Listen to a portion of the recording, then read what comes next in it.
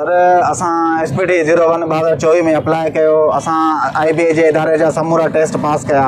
समूरा test pass करण खां बावजूद बि असांखे वेटिंग लिस्ट में रखियो वियो आहे। जॾहिं त IG सिंध गुलाम नबी मेमण, CM सिंध मुराद अली शाह ऐं ज़ियाल अंजार साहब असेंबली में चवनि था त असां वटि 50,000 वैकेंसियूं आहिनि। अरे बाबा, जॾहिं तव्हां वटि 50,000 वैकेंसियूं आहिनि, ओवरऑल सिंध में 11,000 वेटिंग कैंडिडेट आहिनि, तव्हां उन्हनि खे छो नथा ॾियो? असांखे दर रोले छॾियो आहे। असां प्रेस क्लबनि ते हैदराबाद, मिरपुखास, कराची, नवाबशाह, नौशर फिरोज़, असांजो हर प्रेस क्लब ते तक़रीबन मुसलसल 1.5 सालनि खां असांजा एहतजाज जारी आहिनि। ऐं जेके बि असांजा दोस्त आहिनि, इन्हनि जो एज अवर थियण वारियूं आहिनि। कंहिंजा 2 महीननि खे एज अवर थी विया आहिनि। त ख़ुदा रहा असांखे ऑफर ऑर्डर ॾियो ऐं ज़ियाल अंजार साहब खे ऐं IG सिंध गुलाम नबी मेमण खे असां हे हथ ॿधे ख़ुदा रहा असां ते रहम करो।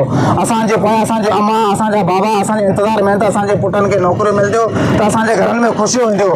छो असां सां IG सिंध गुलाम नबी मेमण असां सां नाइंसाफ़ी पियो करे। ऐं असांजो अॻियो एहतजाज जेको आहे त इंशाअल्लाह जल्द व जल्द डिसंबर में कराची में थींदो। असां अगरि कुझु रद्द अमल न निकितो त इंशाअल्लाह कराची वारे एहतजाज में असां पंहिंजे पाण सां गॾु हर वेटिंग कैंडिडेट हिकिड़ी पेट्रोल जी नंढी बोतल खणंदो ऐं पाण सां गॾु पंहिंजो डिग्रियूं खणंदो।